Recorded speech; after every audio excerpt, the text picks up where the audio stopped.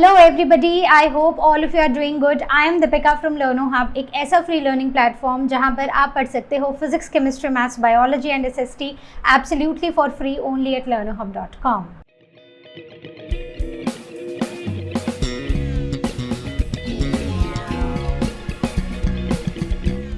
तो आज हम स्टार्ट करने जा रहे हैं आईसीएसई क्लास 9 ज्योग्राफी का नेक्स्ट चैप्टर, और चैप्टर है इंसुलेशन।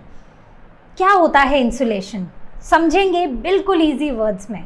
बच्चों, कभी आपने सोचा है कि सूरज हर जगह चमकता है, फिर भी मुंबई और शिमला में इतना टेम्परेचर डिफरेंस क्यों है? या फिर दिन में ज़मीन इतनी गर्म हो जाती है लेकिन रात को हवा ठंडी क्यों चलती है? या फिर सबसे अजीब बात कि क्लाउड्स कभी तो हमें हीट से बचाते हैं और रात को यही क्लाउड्स बहुत ज़्यादा ठंड नहीं होने देते हैं। तो ऐसा क्यों होता है? एक ही सूरज, एक ही अर्थ, लेकिन हर जगह टेम्परेचर डिफरेंट। तो ये टेम्परेचर की हाइड एंड सीक का राज क्या है, ये हम इस चैप्टर में समझेंगे। तो इस चैप्टर में हम देखेंगे कि कैसे सन की एनर्जी आती है, अर्थ तक पहुंचती है, कैसे वो ट्रैवल करती है, कैसे क्लाउड्स, वाटर, ये सब मिलके हमारे क्लाइमेट को अफेक्ट करते हैं। तो चलो चलते हैं into a fascinating journey of insolation. सबसे पहले हम समझते हैं इस वर्ड का मतलब, जो कि है हमारे चैप्टर का नाम। तो इंसुलेशन, इंसुलेशन मतलब ये इनकमिंग सोलर रेडिएशंस की बात हो रही है। किसकी बात हो रही है? इनकमिंग सोलर रेडिएशंस की, राइट। अब जितनी भी एनर्जी आती है अर्थ के ऊपर, उसमें 99.9% जो एनर्जी है, जो लाइट है, वो आती है हमारे पास सन से। So sun is the ultimate source of light and energy. और जितने भी प्रोसेसेस अर्थ के ऊपर होते हैं या फिर एटमॉस्फेयर में होते हैं, उन सब को पावर, उन सब को फ्यूल मिलता है सन से। सन क्या है? बचपन से पढ़ते आ रहे हैं, सन एक बहुत बड़ा सा स्टार है जो हमसे बहुत ज़्यादा दूर है। ये एक ऐसा बॉल है जिसके अंदर गैसेस हैं, specially hydrogen and helium gases हैं। और इन गैसेस में ना आपस में ना ये रिएक्ट करती रहती हैं और इनमें न्यूक्लियर रिएक्शंस होते रहते हैं। और अगर हम सन के सरफेस की बात करें तो सन का सरफेस का टेम्परेचर बहुत ज़्यादा है, मतलब अराउंड 6000 डिग्री सेल्सियस है। मतलब अगर आप थोड़ा भी पास जाने का सोचोगे तो जल जाओगे, इतना हाई टेम्परेचर है। और ये हम तक पहुंचता है, मतलब ये जो पूरी सन में जो न्यूक्लियर रिएक्शंस हो रहे हैं, उनसे एनर्जी, लाइट एमिट होती है, हीट निकलती है, और ये हीट एमिट होती है in the form of electromagnetic radiations. और इसी फॉर्म में ये हम तक, यानी कि अर्थ तक पहुंचती है। अब किस किस तरह की सोलर रेडिएशंस हैं? सो सोलर रेडिएशंस हमारे पास हैं infrared and ultraviolet. Infrared long rays होती हैं which are mostly absorbed in the atmosphere, और ये ज़्यादातर एटमॉस्फेयर में ही एब्जॉर्ब हो जाती हैं। दूसरे हैं अल्ट्रावायलेट रेज, जो शॉर्टर वेव्स होती हैं और वो अर्थ के सरफेस तक पहुंचती हैं, और दोनों मिलकर बनाती हैं सोलर रेडिएशंस। तो इसका मतलब इंफ्रारेड प्लस अल्ट्रावायलेट रेज, ये मिलकर बनाती हैं सोलर रेडिएशंस, राइट। अब इसमें एक बड़ी ही इंपॉर्टेंट चीज़ है, what is the speed of the solar energy. तो वैसे तो आपने पढ़ा है, लेकिन मैं फिर भी बता देती हूँ। इट इज़ 3 लाख किलोमीटर पर second, that is the speed of the light. तो पढ़ी है ना हमने speed of the light physics में। तो exactly that is the speed of the solar radiation. तो हमारे लिए लाइट का सोर्स क्या है? सन ही तो है, वहीं से तो आ रही है। और इतनी तेज़ चलती हैं ये सोलर रेडिएशंस, फिर भी ये रेज अर्थ तक पहुंचने में 8 मिनट लगा देती हैं। सो 8 मिनट्स लगते हैं अर्थ तक पहुंचने में, राइट। अब बात करते हैं इम्पॉर्टेंस ऑफ सोलर रेडिएशंस। तो अगर हम इम्पॉर्टेंस की बात करें तो क्या क्या काम करती हैं ये? जैसे कि 99.9% of the heat energy that exist on the earth is because of the solar radiations. दूसरा, rays not lost in space. ऐसा नहीं होता है कि सन से आई और अब ये स्पेस में लॉस्ट हो गई, नहीं, they spread out as the distance increases. तो जैसे जैसे डिस्टेंस बढ़ता जाता है ये रेज स्प्रेड आउट होती जाती हैं, राइट। तो ऐसे सोर्स से निकली और फिर ये स्प्रेड होती गई। जो प्लैनेट्स पास में हैं, जैसे सबसे पहले है मरकरी, फिर है वीनस, यहाँ पर बहुत ज़्यादा सोलर रेडिएशंस पहुँचती हैं। वहीं पर अर्थ एक परफेक्ट डिस्टेंस पर है और वहाँ पर एक perfect amount of solar radiations पहुँचती हैं। और जो प्लैनेट्स बहुत ज़्यादा दूर हैं, जैसे मार्स है, जुपिटर है, यहाँ पर काफ़ी कम सोलर रेडिएशंस देखने को मिलती हैं। अब बात करते हैं अर्थ की आइडियल पोजीशन की। जैसे मैं अभी बात कर रही थी कि अर्थ ना बिल्कुल एक आइडियल पोजीशन पे खड़ी है, जहाँ पर ये ना तो बहुत पास है ना तो बहुत दूर है। ये है गोल्डी लॉक जोन में। क्या होता है ये Goldilocks zone? Goldilocks का मतलब होता है जस्ट राइट, मतलब ना बहुत दूर ना बहुत पास। मतलब एक ऐसी जगह है जहाँ पर पानी इवेपोरेट भी हो रहा है लेकिन बाकी सारा पानी लिक्विड स्टेट में भी बना हुआ है। अगर बहुत पास होगा तो क्या होगा, पानी इवेपोरेट हो जाएगा, सारा का सारा पानी इवेपोरेट हो जाएगा क्योंकि इतनी गर्मी होगी। तो अर्थ गोल्डी लॉक जोन में आता है, जस्ट राइट वाले जोन में आता है। इसीलिए यहाँ पर लाइफ पॉसिबल है और इसीलिए यहाँ पर वेदर सिस्टम्स पॉसिबल हैं। Earth intercepts tiny fractions of sun's rays, that is 1/2 billionth। तो ऐसा है कि जो सन एनर्जी प्रोड्यूस कर रहा है, जो हीट वहाँ पर प्रोड्यूस हो रही है, उसका 1/2 बिलियंथ पार्ट हम तक पहुँच रहा है। सोचो तो अगर हम सरफेस पर जाने की कोशिश भी करें, वैसे तो जा ही नहीं पाएंगे, पहले ही जल जाएंगे, लेकिन अगर हम जाने की भी कोशिश करें तो कितना गर्म होगा वहाँ पर। Then still 23 billion horsepower के इक्विवेलेंट एनर्जी इसको माना जाता है। मतलब ये जो 1/2 बिलियन है ना, it has 23 billion horse power of energy. Correct. अब बात करते हैं डिस्ट्रीब्यूशन ऑफ इंसोलेशन। तो जैसे मैंने बताया था, इंसोलेशन का मतलब होता है इनकमिंग सोलर रेडिएशंस। क्या मतलब होता है? It is incoming solar radiations. ठीक है, तो ये सारा का सारा जो इंसुलेशन हो रहा है ना अर्थ के ऊपर, ये यूनिफॉर्म नहीं होता है। ये डिपेंड करता है कि आप कौन सी जगह पर लोकेटेड हो। एक्सप्लेन करूँगी अभी मैं। जैसे अब अगर हम अर्थ की यहाँ की बात कर रहे हैं तो यहाँ ऑलमोस्ट मेक्सिको से होकर निकलती है इक्वेटर की लाइन। तो यहाँ पर ये जो एरियाज़ इक्वेटर के पास हैं, यहाँ पर सोलर रेडिएशंस बिल्कुल सीधी पड़ती हैं, डायरेक्ट सोलर रेडिएशंस आती हैं। करेक्ट। तो जब डायरेक्ट सोलर रेडिएशंस आएंगी तो यहाँ पर ज़्यादा गर्मी होगी क्योंकि रेज डायरेक्ट हैं। लेकिन जैसे जैसे हम ना इस इक्वेटर से दूर जाते हैं, मतलब ऊपर जा रहे हैं या नीचे जा रहे हैं, अब रेज स्लैंटिंग होती जाती है। राइट, आप समझ गए। अब ये स्लैंट होती जा रही हैं जिसकी वजह से लॉन्गर एटमॉस्फेरिक पाथ उनको ट्रैवल करना पड़ रहा है रेज को, और जितना वो ज़्यादा डिस्टेंस कवर करेंगे उस एरिया तक पहुंचने के लिए, उतनी ही ज़्यादा वो हीट लॉस होगा, तो उतना ही ज़्यादा एनर्जी का लॉस होगा। इसीलिए पोलर रीजन्स में बहुत ज़्यादा ठंडी देखी जाती है, वहीं पर इक्वेटर के आसपास वाले रीजन्स में बहुत ज़्यादा गर्मी देखी जाती है। क्लियर हो गई। लेकिन अभी भी सिर्फ इतना नहीं है कि इक्वेटर के पास वाले रीजन्स जो हैं वहाँ पर बहुत ही ज़्यादा गर्मी, हर जगह बहुत ही ज़्यादा गर्मी होगी। बड़े सारे फैक्टर्स हैं, आगे पढ़ेंगे हम उनको तो आपको समझ आएगा। आगे बढ़ते हैं। Now coming on to the heating of the atmosphere.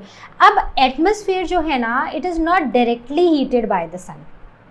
ठीक है, तो एटमॉस्फेयर डायरेक्टली हीट नहीं हो रहा है, it is heated by the terrestrial radiations. अब जो अर्थ के ऊपर जो हीट आ रही है सन की, ये हीट रेडिएट हो जा रही है back from the earth's surface, और इस टेरेस्ट्रियल रेडिएशंस की वजह से ही अर्थ हीट अप हो रही है। मतलब अर्थ का जो एटमॉस्फेयर है ना, वो गर्म हो रहा है। यहाँ पर 3 मेजर प्रोसेसेस होते हैं, हमने फिजिक्स केमिस्ट्री में ये पढ़े हैं क्लास 6, 7, 8 में भी, which are convection, conduction and radiation. तो इससे पहले कि हम कुछ भी पढ़ें, let us talk about these 3 processes, क्योंकि यही तीनों प्रोसेसेस अर्थ के एटमॉस्फेयर को गर्म करते हैं। अगर एक मैं क्विक रिकैप करूं ऑफ द टेरेस्ट्रियल रेडिएशन, तो टेरेस्ट्रियल रेडिएशन का मतलब है कि इंसोलेशन हुआ, मतलब ये इनकमिंग सोलर रेडिएशंस आई, ये अर्थ के ऊपर गिरी और अब ये अर्थ के एटमॉस्फेयर को नहीं, ये अर्थ के सरफेस को डायरेक्टली हीट कर रही हैं। अर्थ का सरफेस हीट हुआ, अब अर्थ के सरफेस से ये हीट रेडिएट हुई और ऐसे हमारा एटमॉस्फेयर गर्म हुआ। तो सबसे पहले बात करते हैं कन्वेक्शन की। कन्वेक्शन होता क्या है? तो कन्वेक्शन में बेसिकली हीट ट्रांसफ़र होता है। कैसे ट्रांसफ़र होता है? पार्टिकल्स के मूवमेंट से।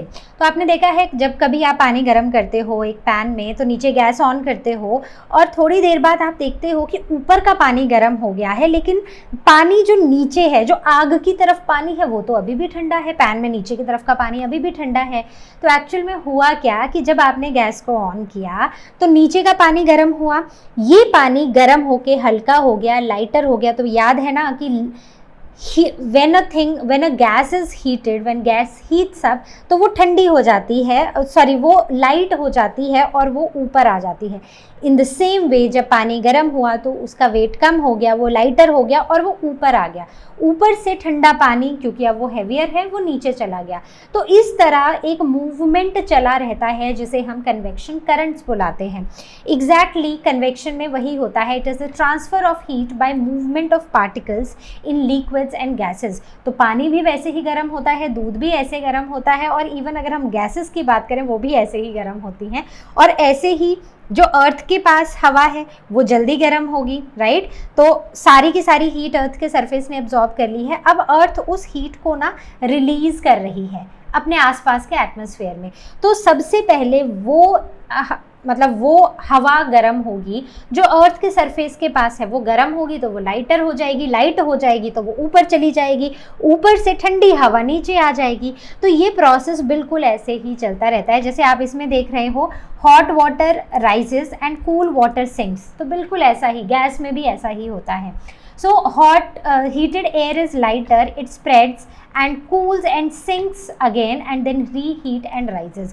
तो गर्म हो गई, ऊपर चली गई, ऊपर जाके फिर हवा ठंडी हो गई, नीचे आ गई, नीचे से गर्म हवा फिर ऊपर चली गई। तो ये पूरा का पूरा प्रोसेस ऐसे ही चलता रहता है और इसी को हम कन्वेक्शन बुलाते हैं। इसी से बनते हैं convection currents. It requires a mobile medium, मतलब एक ऐसा सॉलिड मीडियम में नहीं हो सकता क्योंकि सॉलिड मीडियम में पार्टिकल्स की मूवमेंट नहीं होती है।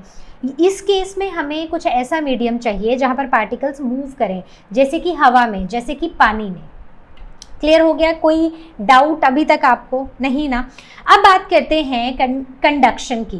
अब कंडक्शन में क्या होता है? हीट ट्रांसफ़र होता है between the adjacent molecules until the temperature equalises. अब मान लो कि ये एक रॉड है, इस रॉड को ना, ये एक मेटल रॉड है, इस मेटल रॉड के नीचे मैं यहाँ पर एक कैंडल ऑन कर देती हूँ, ठीक है। अभी इसको प्लास्टिक का पेन मत समझना ये एक मेटल रॉड है। यहाँ पर मैंने कैंडल ऑन कर दी, तो अगर मैं अभी इमिडिएटली इस पोर्शन को, मतलब चलो 2 मिनट बाद मैंने कैंडल ऑन की, ये वाला जो पॉइंट था ये गर्म होने लगा।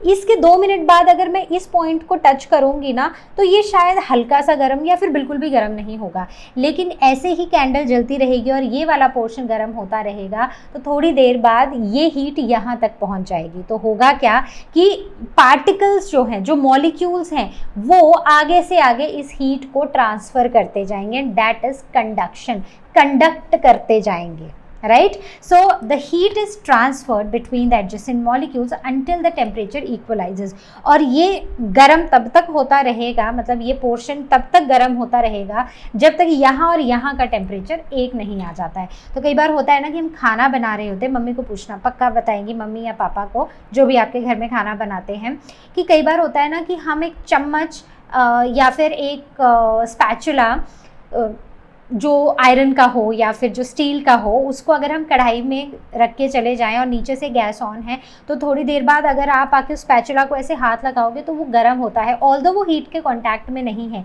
लेकिन कंडक्शन से हीट अब इस एंड तक पहुंच चुकी है जिसको आपने टच किया है। So heat flows from warmer to the colder substances, correct. At the earth surface during the day क्या होता है? सरफेस वार्म्स एयर अबव, ठीक है। तो सरफेस जो है जिसने हीट को एब्जॉर्ब किया है दिन में, अब वो अपने ऊपर वाली हवा को क्या करते हैं? वो इस हवा को कर देते हैं गर्म। अब कंडक्शन से ये heat it heats the lower layer of the earth, जो लोअर लेयर्स होती हैं उनको गर्म कर देती हैं। और रात में एट नाइट एंड ड्यूरिंग और in winters surface cooler than overlying air. तो अब जो सरफेस होता है ना वो ठंडा हो जाता है, हीट रेडिएट हो गई, सरफेस ठंडा हो गया। सो अब रिवर्स प्रोसेस शुरू हो जाता है और अब ये हवा ठंडी होने लग जाती है। अब बात समझे। सो कंडक्शन में अब क्योंकि ये अर्थ का सरफेस है तो अर्थ का सरफेस हीट अप हुआ है, तो ये बिल्कुल यहाँ वाले एयर को, जो इसके आसपास का एटमॉस्फेयर है, सिर्फ उसको गर्म करती है। तो इसका इफेक्ट जो है ना वो सिर्फ लोअर लेयर्स ऑफ एटमॉस्फेयर तक रहता है, ऊपर वाली लेयर्स में नहीं जाता है, क्योंकि यहाँ पर हीट का ट्रांसफ़र किसकी वजह से हो रहा है, कॉन्टैक्ट की वजह से हो रहा है।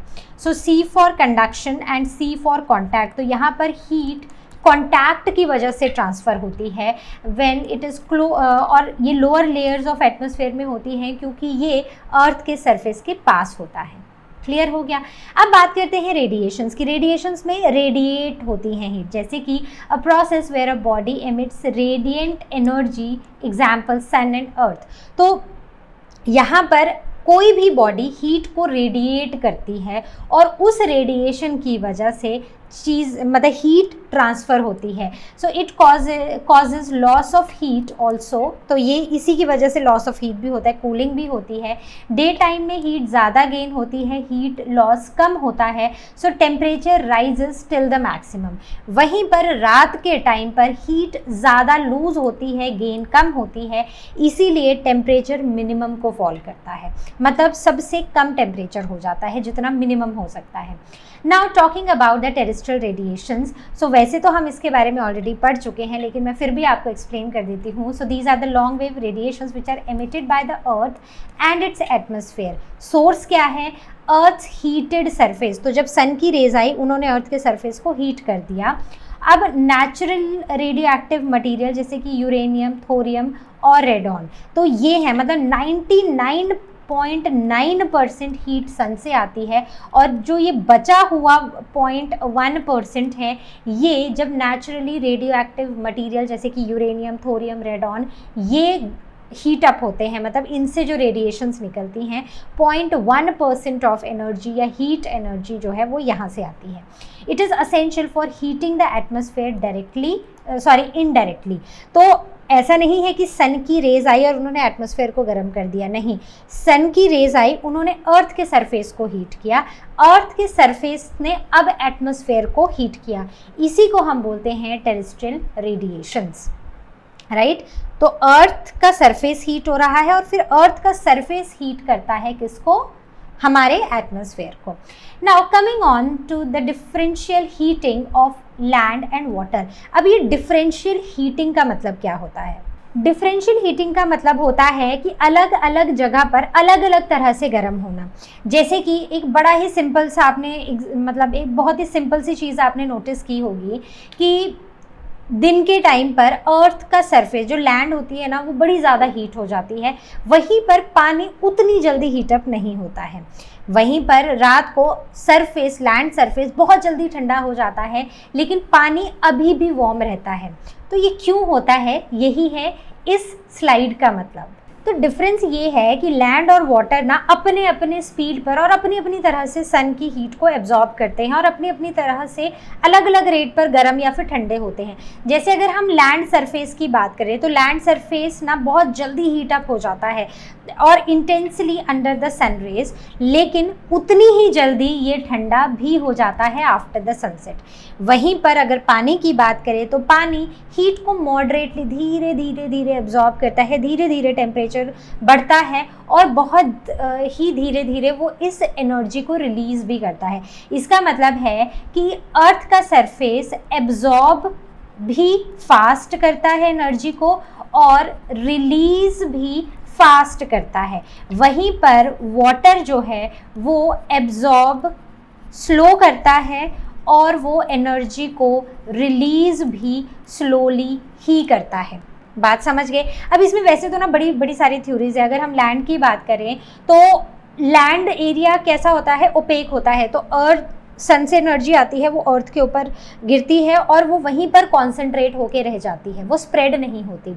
वहीं पर पानी की बात करें तो पानी ट्रांसपेरेंट होता है, तो यही सूरज की रेडिएशंस नीचे तक जाती हैं पानी में और अब नीचे तक हीट रेडिएट होती है, नीचे तक हीट नॉट रेडिएट होती है बट नीचे तक वो हीट चली जाती है, राइट। तो पानी धीरे धीरे गर्म होने लगता है। Result over land greater temperature contrast, right. तो हॉट डेज होते हैं, कूल नाइट्स होती हैं। वहीं पर अगर पानी में देखो तो पानी का जो टेम्परेचर है ना वो मोर और लेस सेम ही रहता है, मॉडरेट टेम्परेचर चेंजेस हमें देखने को मिलते हैं, करेक्ट।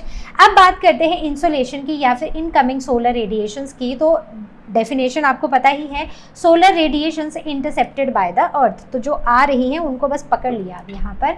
तो यहाँ एक सोलर कांस्टेंट इंपॉर्टेंट है। So what is solar constant? It is the amount of insolation received at 480 kilometre above atmosphere, that is the outer limit, right. तो मैं इसको सिंपल से एक्सप्लेन करती हूँ आपको। मतलब जब सोलर रेडिएशंस 480 किलोमीटर ऑल्टीट्यूड तक पहुँचती है, मतलब ये अर्थ का सरफेस है, अर्थ के सरफेस से 480 किलोमीटर ऊपर तक जो सोलर रेडिएशंस पहुँची, बस उसी को हम बुला देते हैं सोलर कांस्टेंट। मतलब एक फिक्स्ड अमाउंट ऑफ एनर्जी इस आउटर लेयर तक पहुँचती हैं जिसे हम सोलर कांस्टेंट बुलाते हैं। और ये कितनी होती हैं? So it's standard value is about 2 calorie पर मिनट पर सेंटीमीटर क्यूब।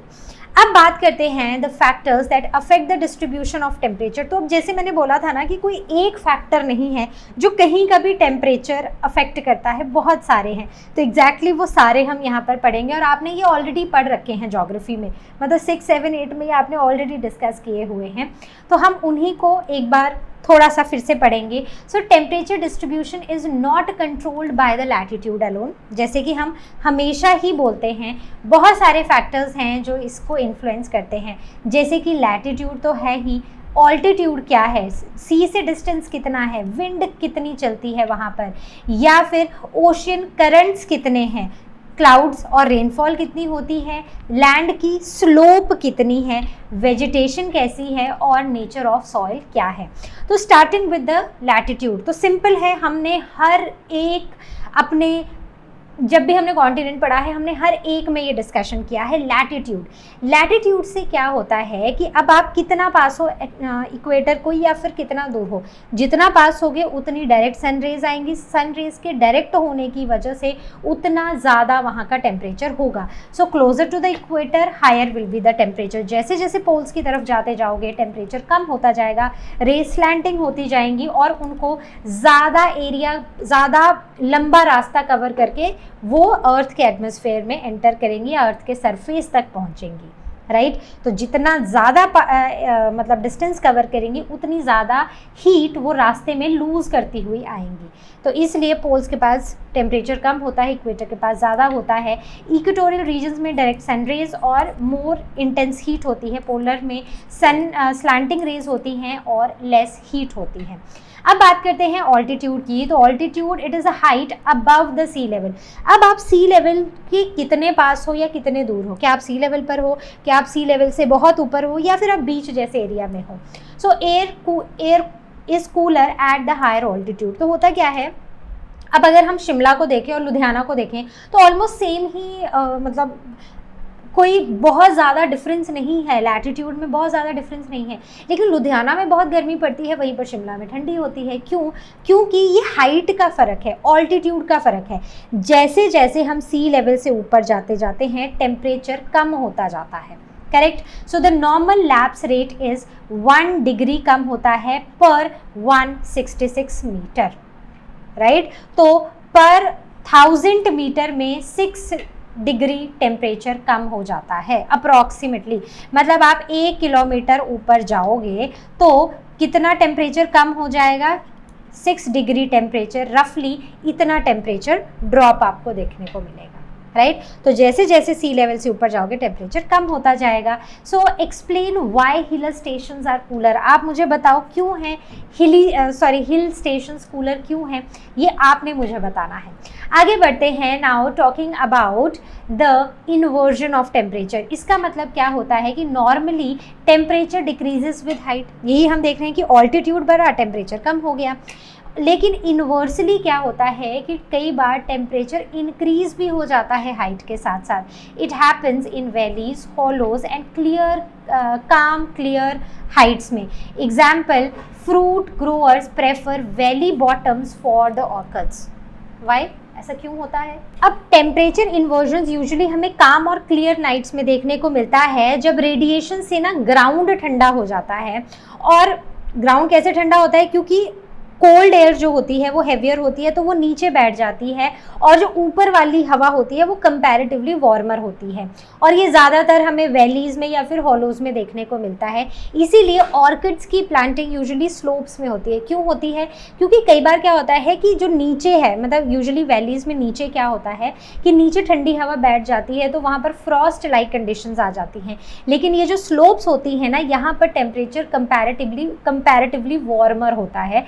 इसीलिए ये जो खेती की जाती है वो की जाती है in the slopes, not at the bottom of these valleys, right. एक और चीज़ है जो मैं यहाँ पर आपको बताना चाहूँगी, जो which I missed in the previous session, कि वाई, अच्छा ये तो हमने देख लिया कि why temperature decreases with the height, right. तो होता क्या है कि जब हमारी अर्थ का जो सरफेस है जब वो गर्म हुआ, राइट, तो जब ये सरफेस गर्म हुआ तो इसके गर्म होने से इसने यहाँ से हीट रेडिएट की जो आसपास के एटमॉस्फेयर में चली गई, राइट, जो आसपास की लेयर्स में चली गई। लेकिन जब कंडक्शन से जो यहाँ पर लेयर्स गर्म हो रही हैं, वो जैसे जैसे हम ऊपर जाते हैं इस कंडक्शन का इफेक्ट कम होता जाता है, जिसकी वजह से ऊपर जैसे जैसे हम जाते हैं टेम्परेचर कम होता जाता है। Now the next factor is the distance from the sea. अब कितने दूर हो, अब देखो अगर हम मुंबई और नागपुर की बात करें तो दोनों ही इंडिया में हैं, दोनों ही थोड़ा थोड़ा पास पास ही हैं, लेकिन मुंबई का टेम्परेचर फिर भी मॉडरेट रहता है। वहीं पर नागपुर में गर्मियों में बहुत गर्मी और ठंडी में तो बिना कंबल के नींद नहीं आएगी, वैसी वाली ठंडी हो जाती है। तो बेसिकली यहाँ पर जो लैंड है वो जल्दी गर्म हो रही है और उतनी ही जल्दी वो ठंडी भी हो रही है, राइट।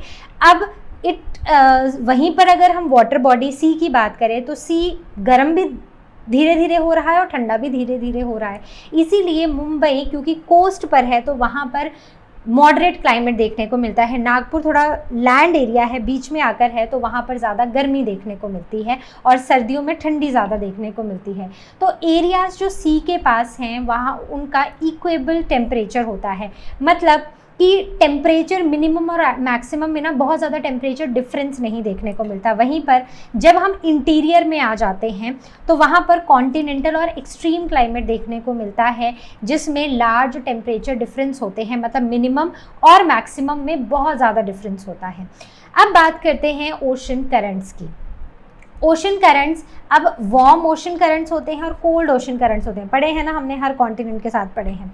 तो warm ocean currents they carry heat from equator, ये इक्वेटर से वार्म करंट्स लेके चलते हैं पोल्स की तरफ, और ये this makes the coastal areas warmer, right. वहीं पर अगर हम कोल्ड करंट्स की बात करें तो ये पोल्स से इक्वेटर की तरफ चलते हैं और ये कोस्टल एरियाज को ठंडा कर देते हैं।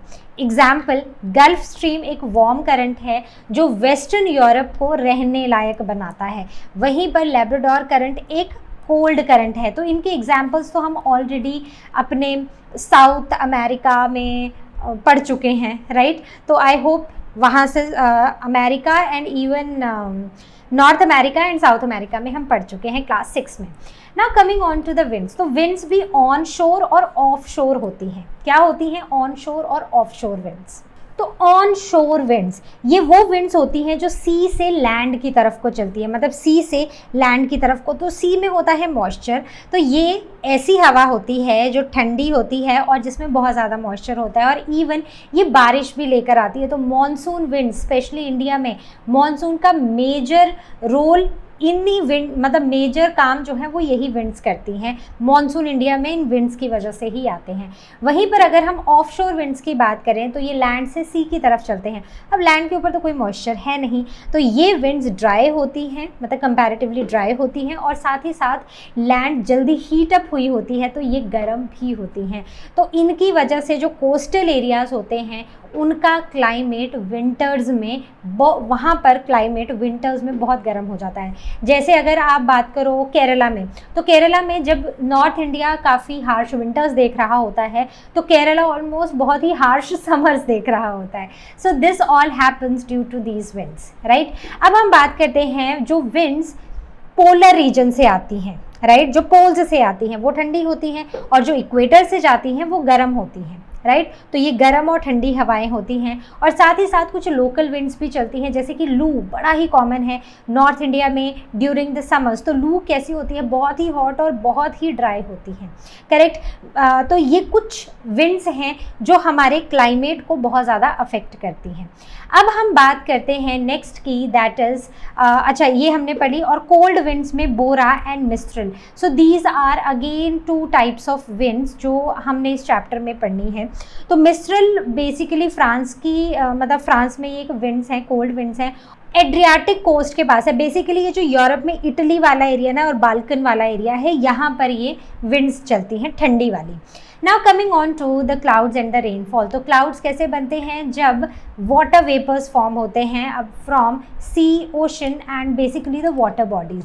तो दिन में क्या होता है, सोलर रेडिएशंस आती हैं, so they reduce the heating, right. तो ये जो क्लाउड्स होते हैं दिन के टाइम पर ये सोलर रेडिएशंस को रिफ्लेक्ट कर देते हैं और इससे गर्मी कम हो जाती है। वहीं पर रात के टाइम में जो भी रेडिएशंस अर्थ के एटमॉस्फेयर को एस्केप करने की कोशिश करती हैं, ये उन रेडिएशंस को बाहर नहीं जाने देते हैं और फिर अर्थ का टेम्परेचर एकदम लो नहीं चला जाता है। So this acts as a blanket to keep us warmer. Now coming on to the rainfall. तो अब मॉडरेट टेम्परेचर्स बना देती हैं, मतलब जब भी बारिश होती है, जब भी क्लाउड्स में पानी होता है, बारिश होती है, तो मॉडरेट टेम्परेचर किसी भी जगह का हो जाता है by cooling the air and the surface. तो बारिश आती है तो थोड़ी ठंडी हवा भी चलती है, टेम्परेचर भी थोड़ा कूल डाउन हो जाता है और अर्थ का सरफेस भी ठंडा हो जाता है। अब बात करते हैं स्लोप ऑफ द लैंड। अब रिलीफ फीचर्स जो है ना, दे मॉडिफाई टेम्परेचर इन 3 वेज। कैसे, अब इसका इफ़ेक्ट बहुत है। जैसे कि माउंटेन्स हैं, माउंटेन्स एक बैरियर की तरह एक्ट करती है। जैसे हिमालयाज़ हैं, तो नॉर्थ इंडिया में ऊपर की तरफ को हैं हिमालयाज़, राइट। तो हम ऐसे कुछ बनाएंगे तो यहाँ पर है हिमालयाज़। तो जो पोलर रीजन बेसिकली जो आर्कटिक की तरफ से जो ठंडी ठंडी हवा आती है वो यहाँ पर आके रुक जाती है, ब्लॉक हो जाती है और पूरे इंडिया में ठंडी नहीं पड़ती। अगर मान लो ये हिमालयाज़ नहीं होते तो पोलर रेडिएशन जो पोलर विंड्स आ रही थी, ठंडी ठंडी विंड्स आ रही थी, वो नॉर्थ से साउथ इंडिया, साउथ से बल्कि अगर हम श्रीलंका की बात करें वहाँ तक बहुत ज़्यादा ठंडी ले आते हैं। लेकिन क्योंकि हिमालयाज़ हैं, ये एक तरह का नेचुरल बैरियर एक्ट कर रही हैं, तो ये जो ठंडी ठंडी हवा है ये वहीं पर रुक जाती है और ये पूरी इंडिया में वो बर्फ़ जैसी ठंडी नहीं लेकर आती है, मतलब वो फ्रिज से भी ज़्यादा वाली ठंडी नहीं करती है। So Himalayas they block the cold winds from China and monsoon winds from leaving the India. Even ये हमारे लिए वैसे भी important है, यहाँ से monsoon winds उठती हैं from the Arabian Sea। ये हवाएं जाती हैं और ये नॉर्थ इंडिया में खूब सारी बारिश करती हैं। अगर यहाँ पर हिमालयाज़ नहीं होते तो क्या होता, तो यहाँ पर बारिश नहीं होती, नॉर्थ इंडिया में इतनी बारिश होती ही नहीं। क्यों नहीं होती, क्योंकि ये जो मॉनसून वाली विंड्स हैं ये निकल कर पहुँच जाती चाइना से भी पार रशिया। बात समझ गए। तो एक तो ये हमें पोलर रीजन की ठंडी ठंडी हवा से बचा रही हैं, दूसरी हमारी मॉनसून विंड्स को भी निकलने नहीं दे रही हैं इंडिया से। Next is the inversion of temperature on slopes. अब जैसे जैसे जितनी ज़्यादा स्टीप होती है स्लोप, वहाँ पर ज़्यादा टेम्परेचर वेरिएशंस देखी जाती हैं दैन द जेंटल स्लोप। अब डायरेक्शन ऑफ स्लोप बड़ी इंपॉर्टेंट है। जो साउथ फेसिंग स्लोप्स होती हैं, बेसिकली जो नॉर्दर्न हेमिस्फेयर में होती हैं, ये वार्मर होती हैं, मतलब ये जो स्लोप्स होती हैं ये वार्मर होती हैं क्योंकि यहाँ पर सन रेज डायरेक्टली गिरती हैं, करेक्ट। तो अब मान लो ये मतलब ये है हमारा अर्थ, अब यहाँ पर है सन, राइट। तो यहाँ पर जो भी स्लोप है, अब ये एक माउंटेन रेंज है तो ये इसकी नॉर्थ साइड है और ये वाली इसकी साउथ साइड है। यहाँ पर सन है, यहाँ से सोलर रेडिएशंस आएंगी और यहाँ तक जाएंगी। इसके दूसरी साइड सोलर रेडिएशंस उतनी तेज़ नहीं होंगी, तो इसलिए जो साउथ फेसिंग साइड होती है या जो सर्दर्न स्लोप होती है वो वार्मर होती है, वहीं पर नॉर्थ फेसिंग स्लोप कूलर होती है क्योंकि वो शेल्टर्ड होती है। अब बात करते हैं वेजिटेशन की। अब वेजिटेशन बड़ी इंपॉर्टेंट है, मतलब फॉरेस्ट जो हैं ये रेडिएशंस को के ऊपर चेक रखते हैं। So they check radiations from the soil. Desert में ग्रेट टेम्परेचर वेरिएशंस देखी जाती है। जैसे हमने पढ़ा है ना कि ज़मीन बहुत जल्दी गर्म होती है और उतनी ही जल्दी ठंडी भी हो जाती है, तो दिन में ये बड़ी ज़्यादा गर्म हो जाती है, मतलब there are hot days and nights are very cold. वहीं पर अगर हम फॉरेस्ट्स की बात करते हैं तो फॉरेस्ट में यही टेम्परेचर वेरिएशन कम होती है क्योंकि यहाँ पर मॉडरेट क्लाइमेट बना रहता है। यहाँ पर प्लांट्स बहुत ही इम्पॉर्टेंट रोल प्ले करते हैं इस हीट को, इस टेम्परेचर को डिस्ट्रीब्यूट करने का या टेम्परेचर को मेंटेन रखने का। ट्रीज़ डायरेक्ट सनलाइट नहीं आने देते, ना ही हीट को रेडिएट होने देते हैं, तो ये जो हीट रेडिएशन है इसको भी ये कम कर देते हैं। साथ ही मॉइस्चर होल्ड करके रखते हैं और यहाँ की जो हवा होती है, बेसिकली जो फॉरेस्ट की हवा होती है, ये ठंडी भी होती है और ये फ्रेश भी होती है। अब बात करते हैं लास्ट पॉइंट की, that is the nature of the soil. अब सॉइल कैसी है ना उस पर भी डिपेंड करता है कि वहाँ पर कितनी गर्मी होगी। जैसे अगर सॉइल डार्क होगी तो वो ज़्यादा हीट एब्जॉर्ब करेगी। कैसे याद रखोगे, होता है ना कि गर्मियों में हम डार्क नहीं लाइट कपड़े पहनते हैं ताकि हीट एब्जॉर्ब ना करें हमारे कपड़े और हवा मतलब हीट रिफ्लेक्ट होती रहे हमारी बॉडी से, एब्जॉर्ब ना हो हमारे कपड़ों में। सो वैसे ही अगर सॉइल डार्क होगी तो वो हीट को एब्जॉर्ब करेगी, लाइट सॉइल होगी तो वो कम हीट को एब्जॉर्ब करेगी। वहीं पर क्ले या लोमी सॉइल होगी तो ये हीट को ज़्यादा देर तक रिटेन करके रखती हैं और सैंडी सॉइल जल्दी हीटअप हो जाती हैं और उतनी ही जल्दी ये ठंडी भी हो जाती है। This was all from our today session. I hope आपको चैप्टर समझ आया है। बहुत ही सिंपल है, बहुत ही सिंपल कॉन्सेप्ट्स हैं एंड आई वुड से कि ये सिर्फ एक रिवीजन है, एक्सेप्ट द सोलर कांस्टेंट, शायद वो आपने पहले ना पढ़ा हो। उसके सिवा ऐसा कुछ भी नहीं है जो आज से पहले आपने क्लास 6, 7, 8 में डिस्कस ना किया हो। तो I see you next time now and take care of yourself. हम अगला चैप्टर पढ़ेंगे बहुत जल्दी, तब तक इस चैप्टर को पक्का कर लेना, एकदम मास्टर बन जाना इसके। सो सी यू एंड टेक केयर।